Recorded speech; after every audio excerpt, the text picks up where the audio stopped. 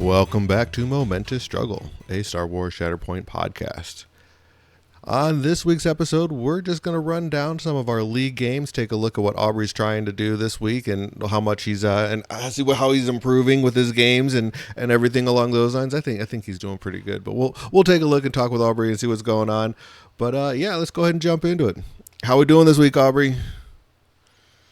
I feel like the holiday season is starting early. I don't know about other people, but when you've got lots of family members running around and the holidays start happening, everything gets crazy, and it feels like my family has started the crazy early. So I'm just here today.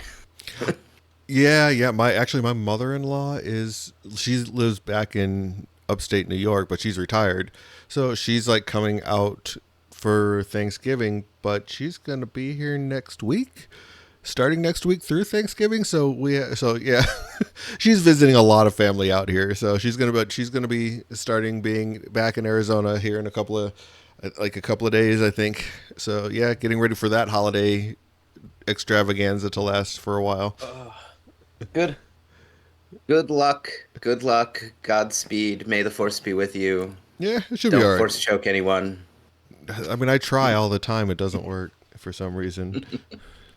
But yeah, no. So I mean, overall, we were just looking at kind of going over like what we've been taught, what we've been learning from some of the games we've been playing. I know you've finally like learned that you need to just transition away from the clones because the Galactic Republic is awful, and I think that's a good thing. I think you're finally learning that lesson that the Galactic Republic, just you need to stay away from them for right now. The Jedi are bad people, like whether we want to admit it or not. That they're just horrible people, and you need to sit there and give into the dark side, and it's okay. We're here for that. I mean, I am beginning to see through the lies of the Jedi, Todd. I understand. I understand.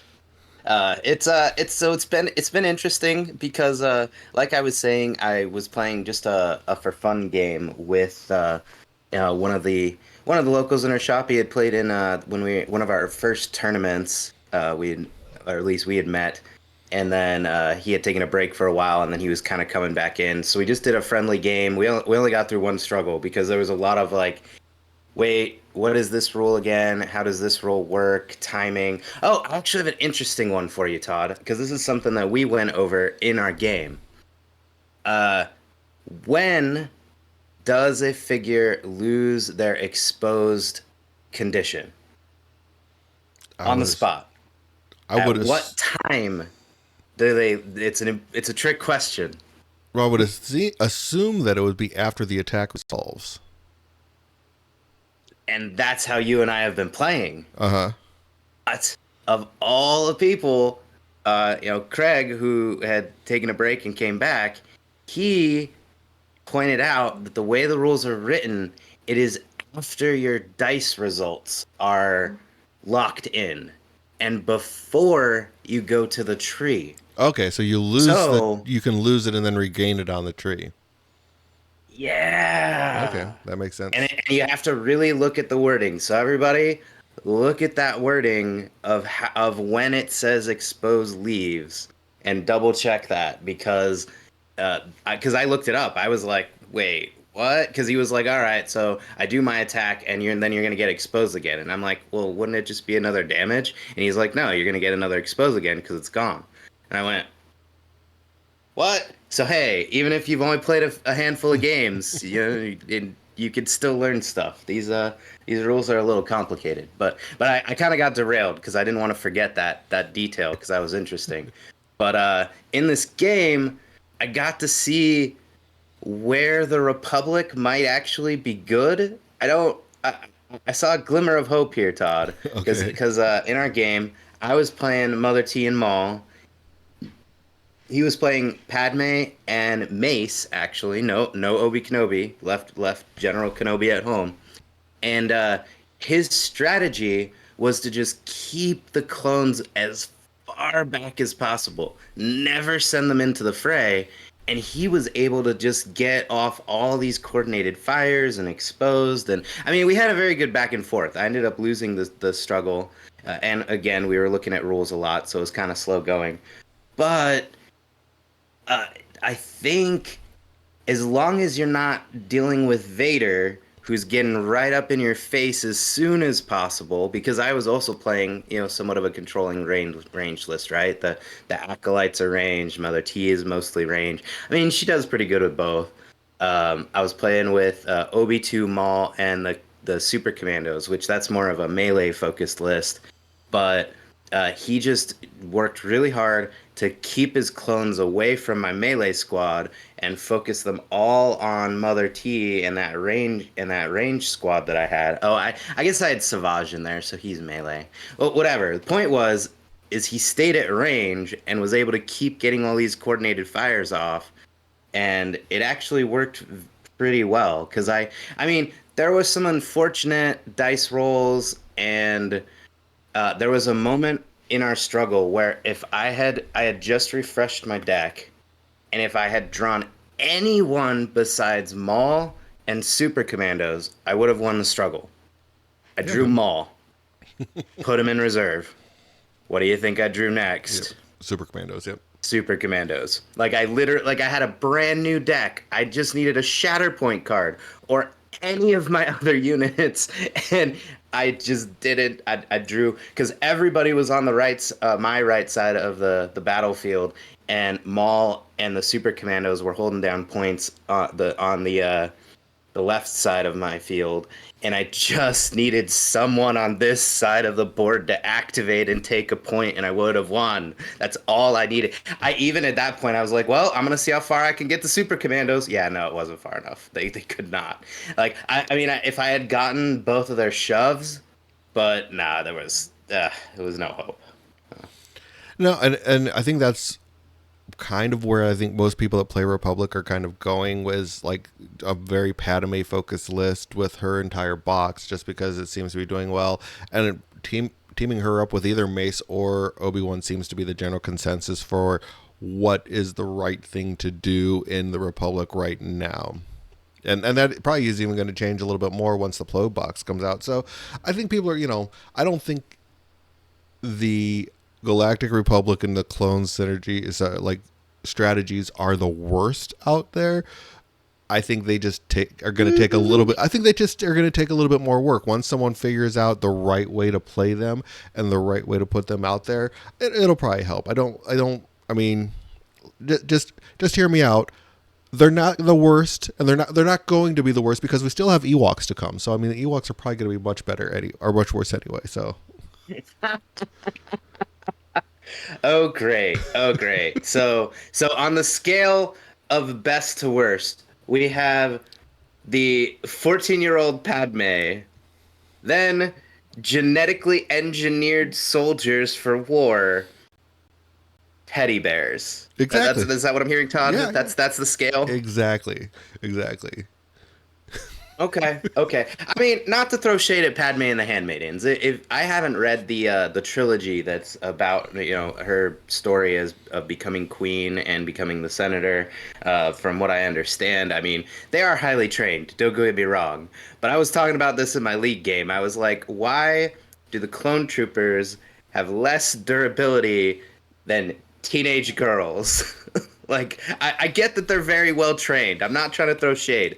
In fact, if you haven't read the Vader comics with Sabe's story, spoilers, everybody, she comes back to try and avenge Padme. Oh man, Sabe is awesome in that story. But this isn't that Sabe. This is 14-year-old decoy Sabe. It's fine. Just give me a Qui-Gon box so I could stop complaining about pairing up Padme with the Clone Wars era people.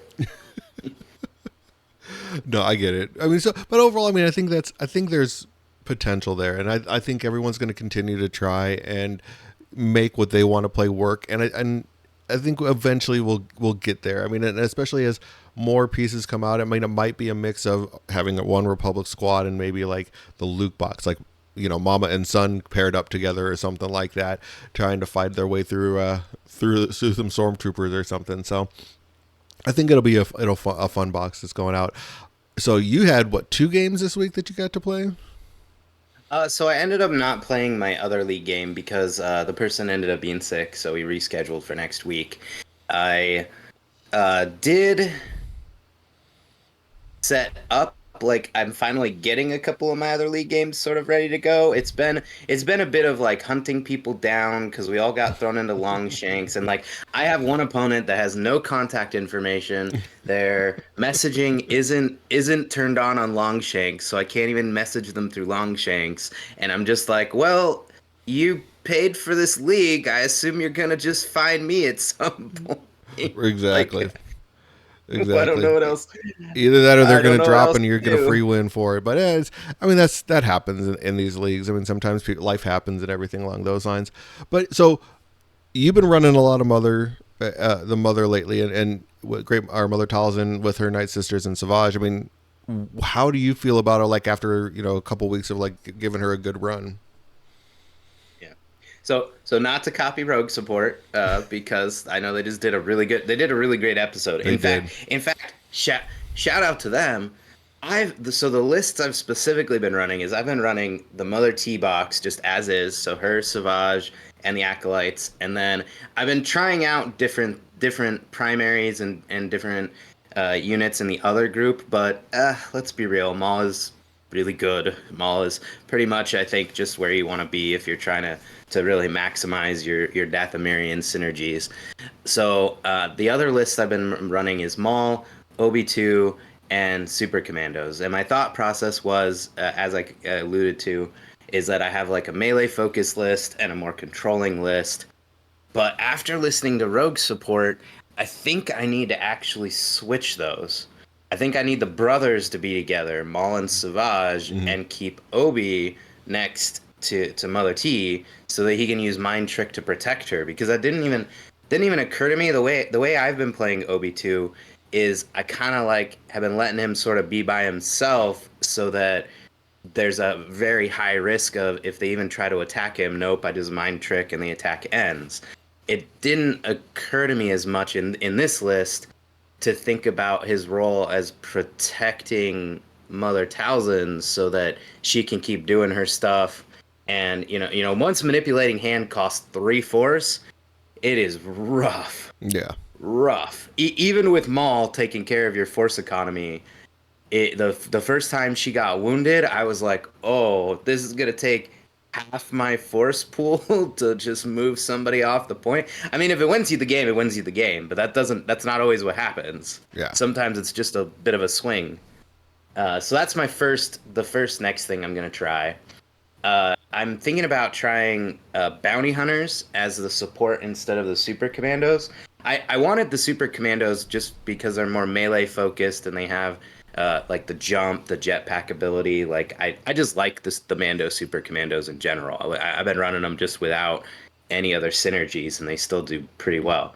But I think the bounty hunters payday, getting that a little bit of extra Dathomirian synergy, and also they have that free on activation dash, which I think is cool. Do I know if they're going to be better or not? I haven't played with them yet, but I'm going to try changing things up. I will say, I mean, because like I had a league game this week and it did not go well for me. But one of the things that I would say is that having that jump, like there was characters that I had that if I just had a jump like of some sort, the game would have been very very different. Like I mean, I had the super commandos with me, but the models that I had been moving forward because the super commandos in my game stayed at, like I think they were the bottom of the deck. So it's like, and I ended up using Grievous early for his scuttle. So it's like everybody else, and I was running Vader Grievous. Everybody else that I was running didn't really have a jump. Like I was running Obi-2. Well, I guess Django has a jump. So, but half of the team didn't. Obi-2, Vader, the Magna Guard, they all don't have a jump. So them not having the jump was really impactful, like hurting me wise. And I think that that's part of the benefit of taking the super commandos over the bounty hunters is that you are going to have that jump come. But again, part of that is I think how we had set up the map because we only had 3 ladders there, and like afterwards I was looking at it, I'm like, man, I put a ladders in like very not advantageous, but they were better placed ladders for my opponent than they were for me. Like I had them in bad place, like a good place for him, a bad place for me. and which was fine. I mean, it was a good thing for me to sit there and go, okay, let's look at the battlefield and make sure that these points of entry are not helping or not more advantageous for one person or over another going forward. But man, it was interesting to like looking at, maybe next time spread out the characters that have the ability to jump out, like jump instead of just move type of a thing. Yeah, that makes sense. And again, the bounty hunters, I might play them once and just be like, "Oh, no, this was not better. Please give me my super commandos back." And I also like I've been playing with Savage, I've been playing with OB2. I think everybody agrees. I know that Zion's Finest has been going through and ranking Yeah, all they've of been the doing their tier list, which has been amazing. yeah, all their tier list, and I think everybody agrees that behind Django, OB2 is probably the next best secondary. I mean, maybe we fight about it, but I think it's pretty obvious just because of how much of an impact he has. Uh, but there are still, I mean, there are weaknesses, right? There are a lot of times where, uh, like, I just couldn't quite get him to where he needed to be in one of our games, and a lot of that had to do with I was either going to have to take a climb action, which meant he wasn't going to move very far, Yeah. or you just kind of ignore a point, Hmm. and that's a good thing to talk about because everybody, well, I don't know if it's everybody, but a lot of people seem to be upset about the whole Vader Grievous meta that we're in. But I've also noticed just the way some people set up, and I'm lucky that I have access to extra terrain. But I feel like if you get enough terrain on the table and enough elevations on the table, I mean, yes, Scuttle is annoying, but Vader can't get up very easily. Like No. that's his weakness. Like so, get some towers on there. Get some. If you haven't bought the high ground pack, I still highly recommend it. That tower that's in there is really cool. You get a lot of stuff. I know it's pricey. I get it. I didn't want to buy it at first, but I I think it might help. Might It's funny to say set up your battlefield better and Vader won't be as much of a problem, but But it's it's kind very of what it true. feels It's like. very true. I mean, granted, so like my league game that I played this week, I was running Vader, and I lost my match. It did not go well. But one part of it, I think, was Vader. I only activated Vader once, Oh and wow. he only and part of that was like he was very ineffective in his activation to begin with. He just like my dice rolls were not the best, but there was my opponent placed his placement was very good versus the Vader list, and he did very well with just how he was playing. Like so, Christopher was just like he played anti Vader very well, and he was playing a Grievous, not yeah, Grievous Dooku list, and Dooku was just on fire for him. But that was very much the case. We used probably like one and a half. Probably a little bit over one and a half core sets worth of terrain. So Vader had a hard time even just getting around and everything along those lines. And that went to even with OB2 and with my Magna Guard, just because of the amount of terrain, they just were not, and the lack of ladders. Like I said, we only used three. So that made it very difficult for them to really get around and do a lot of what we wanted, like what you would want them to do, like engaging in, being engaged in things along those lines. Yeah, yeah. So that's something. There's something to be said for that. Let's see other insights. So again, playing against the Republic. So and this is one of those weird things where the Republic failing also led to my list not being as effective because I know in previous games I've played with Mother T. I was able to constantly, somebody gets wounded, cool, dash attack, dash attack, dash attack, because everybody was getting up in my face, right? Everyone Mm-hmm. was playing very aggressive. And then in this for fun game that we were playing, like I said, he was keeping the Republic back, not getting them up into the fray, which I think is what you need to do with your clones because they're too squishy. And he was able to just keep taking pot shots at me, but not quite wounding anyone. And then every time he finally did wound someone, a shove or a reposition or something made it so that I couldn't even dash back and hit. Like there were two reactive, activations off of Mother T where I just dashed. I even with the dash back into the fight, I was not in range four of anything. Well, I mean, it needs to be the character that did the damage, but like that was just of interest to me. That just taking pot shots from afar really lowered Mother Talzin's efficacy. Because in other games, like you're all around her and she's like, "Cool, shoot that guy, shoot that guy, shoot that guy."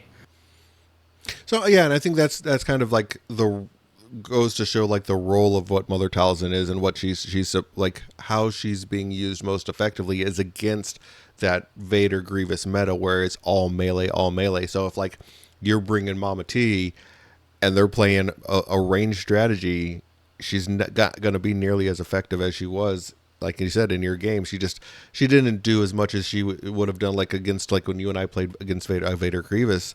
She did amazing. She was just like all over the place, like, oh, Vader, you're gonna do this, haha, let me come back and smack you back. So that was pretty cool. But yeah, I can see that where it's if you have a like less effective, or you have the clones that are only gonna do half the damage or something like that, or leave somebody on 2 damage, then they're just Mama T's not going to be able to go off as much, and it really does reduce the effectiveness of her as a model and what she's doing. So kind of goes to the whole thing of she's probably really good in a premier list when you're going to be going to a tournament where you may or may not be facing Vader, and not always she's not the answer for every single match that you're going to be playing. Right. Yeah. And I've been thinking because we're getting close to we're going to be in our first premiere event with the 4 squads, and I'm like, who else am I bringing with her? Because now I'm thinking, I was like, well, I don't really. At first, I was like, well, I want to use her every round, and I'm going to try and bring stuff that complements. And now I'm like, maybe not. Maybe I have my Dathomirian squad, and then I have another squad, and I'm gonna see who I'm up against, because if I get paired against Galactic Republic, because I know there's people out there, they're still fighting the good fight, and I don't think I want to bring her up against them. Whereas everyone else, I'm like, oh yeah, let's go, Dathomirians, Night Sisters, let's work our magic. I've always liked the Dathomirian story, so I mean, there's a little dark side, but just didn't know that this is where I was gonna be this early in the game. Already let go of the Republic. Let's move on. It's the rise of the Empire. It's a good thing. It's a good thing. I can feel the hate growing through you. It's great. Hey, I'm enjoying my what if. My what if story is just that Obi-Wan somehow ends up on Dathomir helping out the Night Sisters. Maybe Mother T's clouded his mind. Who knows? Those Dathomirian witches are pretty tricky. Yeah, Obi-Wan on Spice from spending too much time in the desert decides to go visit some witches, and here's what happens. Oh, man, I see where you're going with it. Yeah. The only other squad thing that I'm trying to figure out is, so Savage, when he's hitting a primary, he is very good. When he's not fighting a primary, he doesn't have a lot of movement. He doesn't have a lot of positioning. I'm still gonna run it back with, because I want to try this whole Maul Savage brothers going in and fighting. But I might just switch Savage with Django, because why not just play the 2 best secondary characters in the game just for funsies? Yeah, I get that. I mean, but if you're looking at the premier list side of things, it's like you might not want to do that simply because like you kind of want to be able to spread out the 2 best secondaries in the game. I don't think you want to run Django and OB2 together in a premiered list. I think you kind of want to have them separated a little bit. So I think but if you're just going to be doing a standalone, like, hey, I'm just going to meet up and play a quick game, or, like one of the games for a league where it's like, hey, I'm going to try something different. Yeah, sure. Go for it. But I think like, yeah, premiere wise, and that's there's a big difference between those two things too. Is like that happy or the happy medium between what is right for this one, what is right for that one, and everything along those lines. But so yeah, no, I'm definitely excited for that premiere list. I think it's actually from today. So we're recording on Sunday. I think it's what, a week from today exactly over at a different LGS. That's probably what we're gonna talk about it at our next on our next episode, because I know I'm gonna want to do a breakdown of the tournament. Do you know what you're gonna play yet? Are you going Separatists or? I'm still Vader Grievous. I'm kind of over Vader Grievous. I was kind of like getting burnt out because it's just. I mean, not that I'm over it. It's like it's a fun list and everything, but it's like, and I like playing that aggressive. I'm gonna just get in your face and beat up on you. But I like at the same time, it's like, okay, I've been playing it for a week.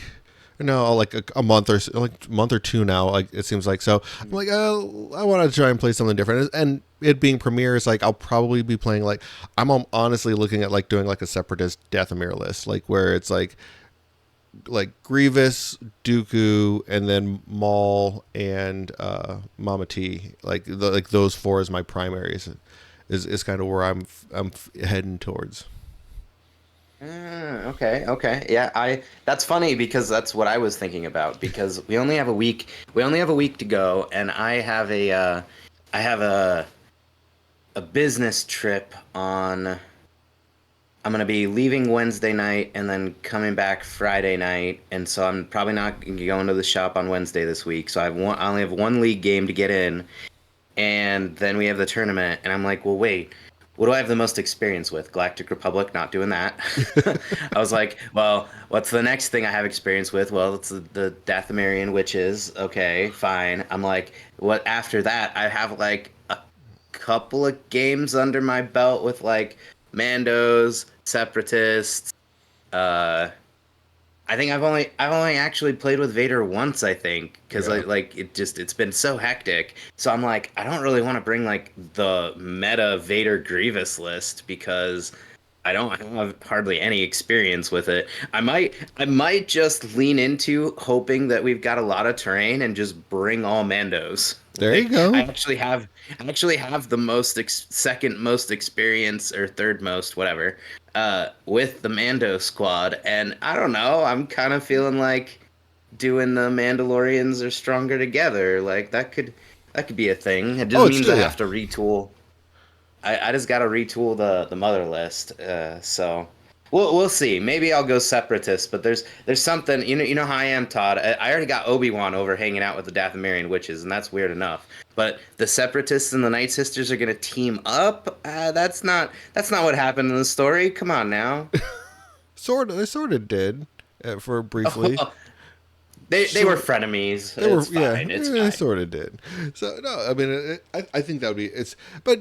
Yeah, I think there was another podcast talking about like just how some players are not able to sit there and separate the two of the canon versus the game and everything like that. And it's like as soon as they said, I think it was on Rogue Support, and it was like, I'm almost positive it was Omnis saying it. I'm like, as soon as he said that, I'm like, dude, you know Aubrey so well.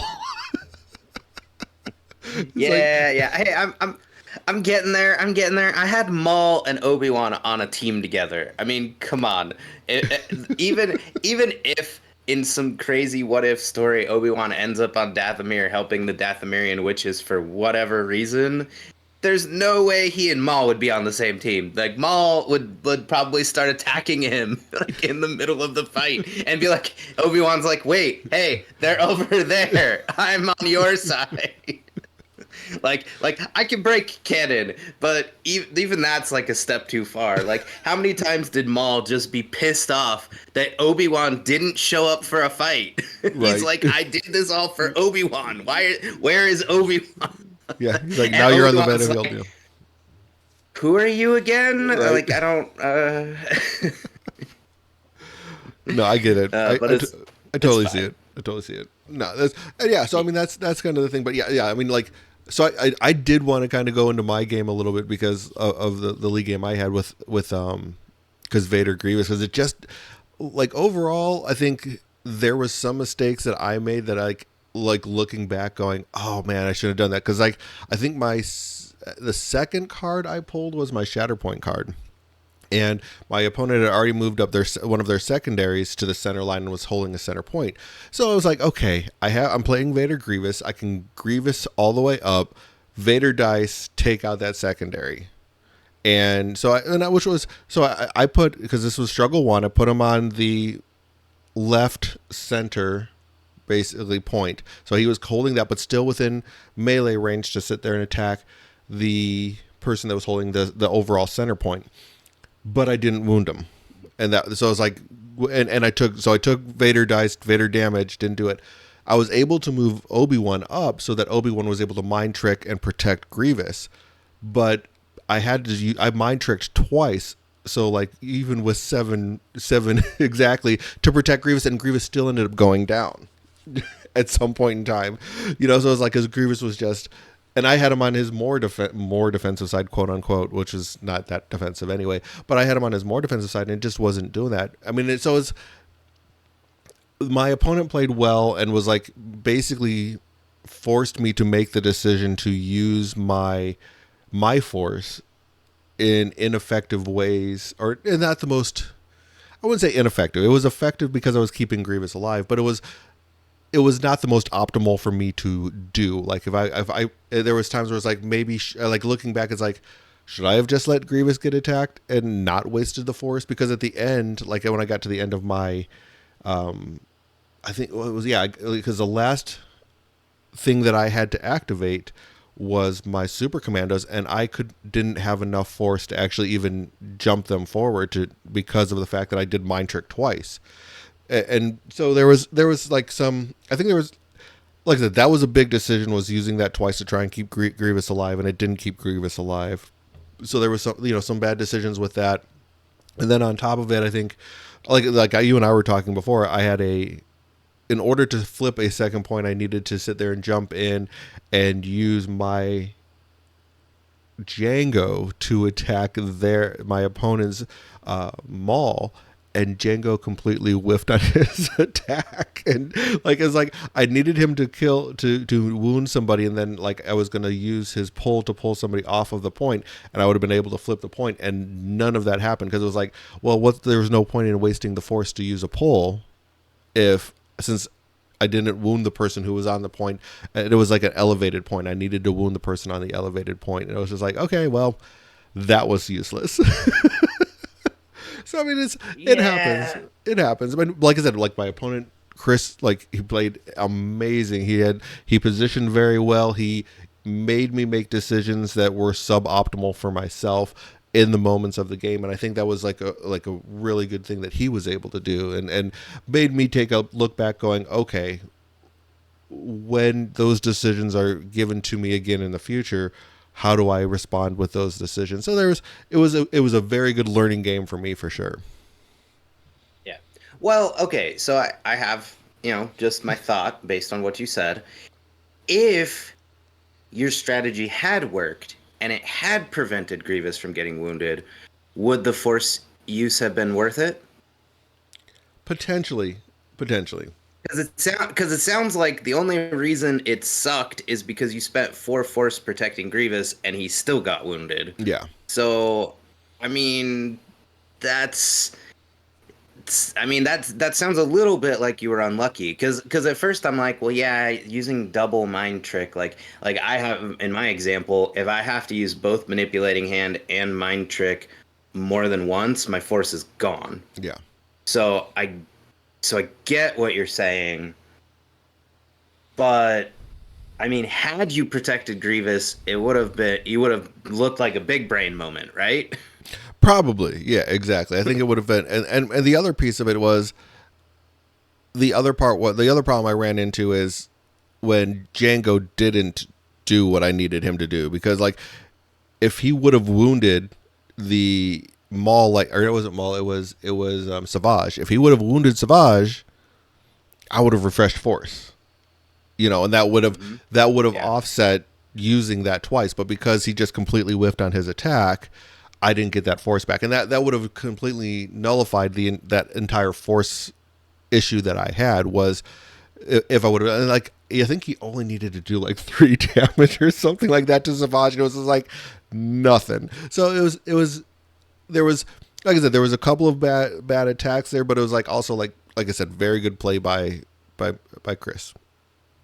Yeah, yeah. So I mean, that's just something that happens. So Hmm. because I'm just trying to, I mean, not to let you off the hook. We make mistakes, but I'm just trying to think like, is it a mistake or did it just not work? Because I mean, I had a in that struggle that first game.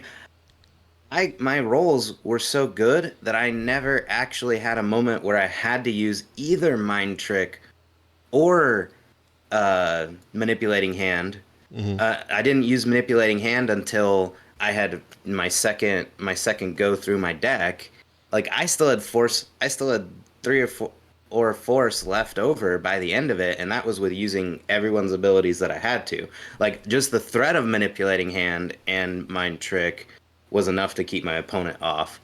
So I mean, even though I ultimately ended up losing, so I'm just wondering, like it's one of those things where sometimes you have to pull the ripcord, and sometimes just having the ripcord there is enough. Yeah, and So I think that within my game, my opponent definitely was just like, I'm going to make you use your force and make you use your force as mm, much as possible, and which in the long term, like in especially throughout the first struggle, worked out very well for him. Simply because I wasn't able to do some of the things that I normally could do, like the Django refresh just didn't happen. I mean, and on top of it, like my opponent, he had Dooku just doing Dooku stuff. His refresh and him being able to sit there and do a lot of the different things with the brave but foolish ability was amazing. So it's like he was going off with his brave but foolish, and I was just not getting able to, like, those triggering abilities that are very strong just were not going off for me. yeah, yeah. So that makes sense because it just feels like, and maybe this is a lesson that we need to learn on how to deal with OB2. And this is a very, Revenge of the Sith thought process. What was Anakin and Obi-Wan's policy on traps? Spring the trap. So Yeah. maybe people tend to avoid going into Obi-Wan or triggering that mind trick when really they should be like, nope, I'm just gonna tax your force, make it so that you have no force. Like that might just be the best way to deal with Obi-2 is what it sounds like. In that particular situation, I think that was great. I mean, it was because, like I said, because by the time I got to my last two character activations, it was like, okay, didn't wasn't able to refresh like I needed to, and now I'm down on force and just kind of having to do suboptimal activations because my force was gone when it was I was really counting on being able to get at least that one refresh off. Yeah. Yeah. So a little bit of everything, a little bit of unlucky, a little bit of your opponent, playing very well. Yeah. Like it's all those little variables in there. So Yeah, but I mean, yeah. it was overall. I mean, like I said, it was a fun game. It was. I learned a lot from just playing that game against him, which was amazing. So I was really happy with it. But I mean, overall, yeah. I mean, I think that was my week. I mean, like I said, we did not a lot of news going on this week. Not a lot of we're still. I think AMG's kind of slowed down. I think they've kind of made it a point that there's not a lot coming out before the new year, and I mean they just did the big core box for MCP, so that was, I think, a lot was going into that. I don't know if you watch any of their streams that they do on, like, on Twitch or anything, but everything that they were doing on Twitch was just painting new stuff out of the MCP core box. So definitely not getting a lot of Shatterpoint content from them at this point in time, outside of getting that the a little, hopefully a little bit more information will be coming down the pipe in regards to the mission pack. But outside of the mission pack, there's not really anything on the radar, especially on their release calendar right now, that we're seeing. Right, I was surprised. I was expecting us to get a date for the Plo Koon box, if nothing else, because that seemed like something that was going to be done this year as opposed to next year. Maybe I'm wrong. Maybe they're spreading it out a little more. I know, our next episode we're going to talk about this big tournament that we both played in, so that's going to be something we'll talk about. Hopefully, we'll get more information on the mission pack between now and 2 weeks from now, because I'd Yeah, like to talk about that, but I mean, we might have to go and buy it and then look at it at this rate. Like it's almost I'm time, AMG. yeah. I mean, I think I'm assuming that we're probably going to get like a good transmission this week from it, because it's coming out 2 Fridays from the time that we're doing this recording and from the time that I'll do this initial post. So it's like, I believe it's, depending on what you're looking at, it says either October 27th or November 3rd, but I think it's supposed to be October 27th that it's coming out. So I mean, basically from the time of this recording, less than 2 weeks until we get that mission pack. So should be getting a transmission here pretty soon. Yeah, and I'm really excited because I just want to see how it changes our terrain setup, how the flow of the games are. Like I feel like there's gonna be a moment where we're just spending a lot of time playing with this new mission pack, and then slowly start to figure out, okay, what squads are good for the first mission pack, what squads are good for the second mission pack. Like I'm ready. I have a feeling though melee is probably still gonna be king. Like give us this Plo Koon box. We need some more melee. Yeah, no, definitely the Republic definitely needs a little bit more help in that sense of needing. But I think, like I said, like your opponent, I think was on the right track as far as how to play the Republic, where it was holding your secondary or your supporting units back, probably putting his primaries forward to sit there and get Mace forward to sit there and start doing some damage with his lightsaber and everything along those lines, and go that route instead of sending all of your supporting units forward just to get beat up on because they're too squishy type of a thing.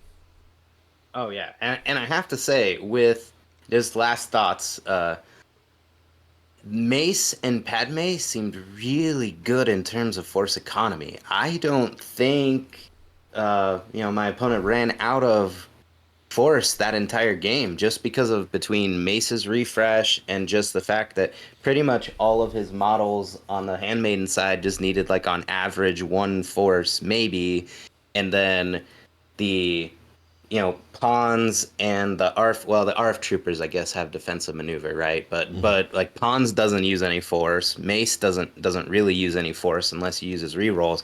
In fact, there was a couple of times where the rerolls didn't even really need to happen. He had the force, like, I'll spend the force, like they had extra force with this list. So it's like, I'm already winning, but we'll just do a couple rerolls here, and I'm like, well, you might as well. You've got so much force. Yeah, why not? Just Like, just twist that knife a little more. Thanks a lot, Craig.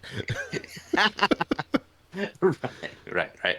But just saying, if you're still on the light side, Mace Windu and Padme might be the way to go because it looked really good on my side of the field. That's for sure.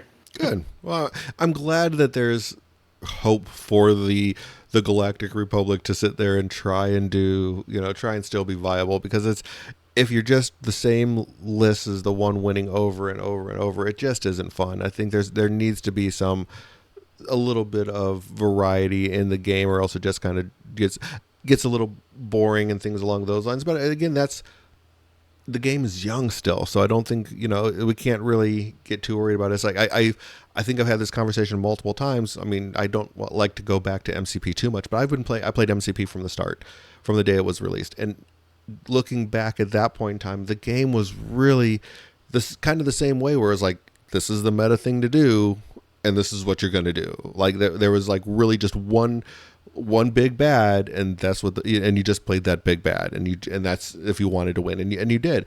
I mean, and that's how the game was at first, and it's slowly grew into being a very dynamic game at this point in time. And I think that's what we just have to keep in mind, is if you like the IP and you like the idea of where this game is going, just hold on. It's going to get there. It's going to grow. It's just like MCP did, because MCP is an amazing game.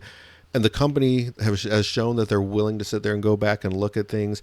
Like, are they going to go back and completely nerf Vader or something like that in the future? Probably not. But they might change him a little bit to where he's not doing exactly what he does. But the company has shown that they're willing to do that and look at, was this a mistake? Did we overreach on this particular model? Can we change it but still keep it at a powerful level? And I think that's one of the nice things to keep in mind with this particular company and this particular game. Yeah, and just remember, I mean, there's so much ground to explore. I mean, I know I keep talking about my wish list of squads I want. Like, I want a Jedi Fallen Order, and some more of the Inquisitors.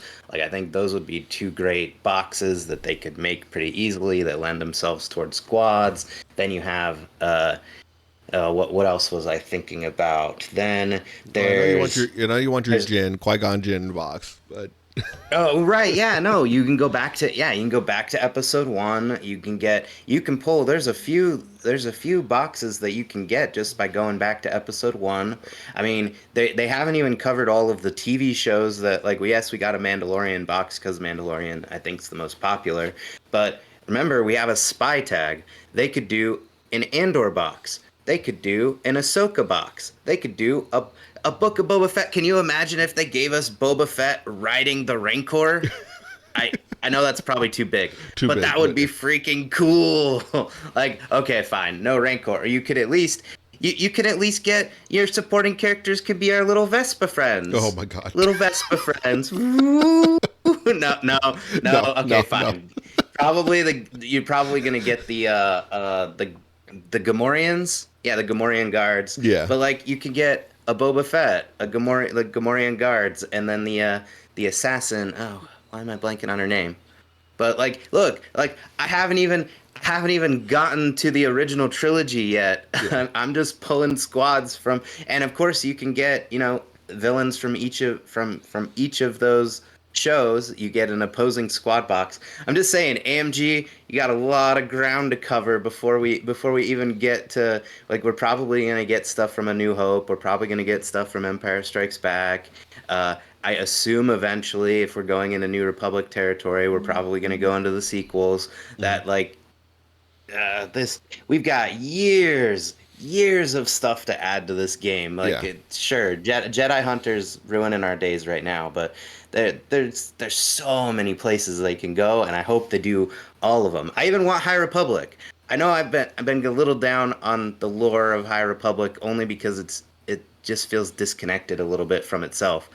But the idea of the High Republic is really cool. There's a lot of cool stuff going on. There's different like there's a lot more different force using groups. There's these interesting pirates. There's these weird trees. There's we've got years of stuff. Years of stuff.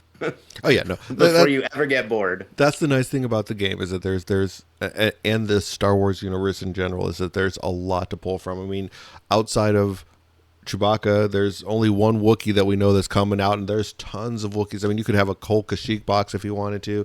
So I mean, there's all sorts of like cool stuff. I mean, I know there's some people that really want a Gungan box for some reason and really want to put Jar Jar on the battlefield, which is okay. That's fine. I respect your love of the Gungans and Jar Jar. I mean, that's cool. It's Darth Jar Jar to Oh, you, sir. Lord, here we go. Let's. Jar Jar. Oh my goodness, no, not you too. So yeah, no, there's a lot going on there. So it's like I think there's going to be some good stuff, but I'm looking forward to it. So, but yeah, I think we've kind of just rambled on enough for everybody for this week. So I think we're probably good to close out here. I do want to again though thank everybody for tuning in and listening. We do appreciate each and every one of you. If you want to support us, as always, leave a review or a rating on whichever podcast platform of choice you are listening to us on. If you're watching us on YouTube, please like, share, subscribe. And I will go ahead. If you want to join our Discord, I'll put the links in the descriptions for each one of those there. Most of the time, we're just sitting there shooting the breeze, talking about stuff, but we do like to just have good, fun conversations on there from time to time. So we'll leave a link in there as well. But as always, thanks again for listening, and may the Force be with you. May the Force be with you.